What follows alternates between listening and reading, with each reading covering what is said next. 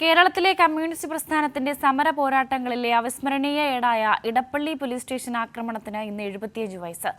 Police ലോക്കപ്പിലിട്ട് കൊടിയ മർദ്ദനത്തിന് വിധേയരാക്കിയ 2 communist നേതാക്കളെ രക്ഷപ്പെടുത്തുന്നതിനായി പ്രവർത്തകർ സംഘടിപ്പിച്ച പോരാട്ടമായിരുന്നു അത്.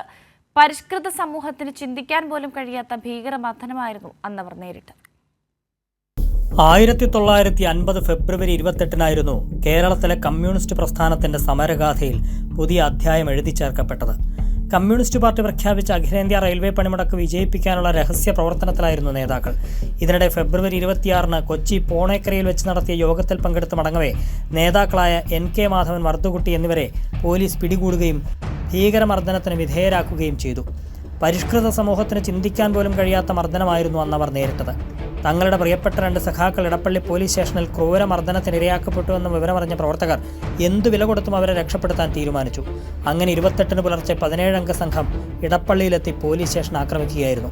ഏതാനും മാസങ്ങൾക്ക് മുൻപ് അന്തരിച്ച മുതിർന്ന CPIM നേതാവ് MM ലോറൻസ് ഉൾപ്പെടെയുള്ള സംഘമായിരുന്നു അവിസ്മരണീയമായ ആ സമര പോരാട്ടത്തിൽ പങ്കെടുത്തത്. പോലീസ് സ്റ്റേഷൻ ആക്രമിച്ചെങ്കിലും ലോക്കപ്പ് തുറക്കാൻ കഴിയാതായതോടെ സംഘം സമരം അവസാനിപ്പിച്ച് പിൻവാങ്ങിയിരുന്നു. പിന്നീട് MM ലോറൻസ് ഉൾപ്പെടെയുള്ളവരെ പോലീസ് അറസ്റ്റ് ചെയ്തു. തുടർന്ന് അങ്ങോട്ട് കൊടിയ പോലീസ് മർദ്ദനത്തിന്റെ നാളുകളായിരുന്നു. അന്നത്തെ മർദ്ദക ഭരണകൂടം നൽകിയ പട്ടിക പ്രകാരം 33 പേരെ കേസിൽ പ്രതി ചേർത്തു. നാളുകൾക്ക് ശേഷം 21 പ്രതികളെ വിട്ടയച്ച കോടതി 10 പേർക്ക് ജീവപര്യന്തം തടവും പിഴയും വിധിച്ചു. ആദ്യ കമ്മ്യൂണിസ്റ്റ് മന്ത്രിസഭ അധികാരത്തിലേറിയ ശേഷം രാഷ്ട്രീയ തടവുകാരെ വിട്ടയക്കാനെടുത്ത തീരുമാനപ്രകാരം ഇടപ്പള്ളി കേസിൽ ജീവപര്യന്തം തടവിന് ശിക്ഷിക്കപ്പെട്ട 10 പേരും 1957 ഏപ്രിൽ 12-ന് ജയിൽ മോചിതരാവുകയായിരുന്നു. കൈരളി ന്യൂസ്, കൊച്ചി.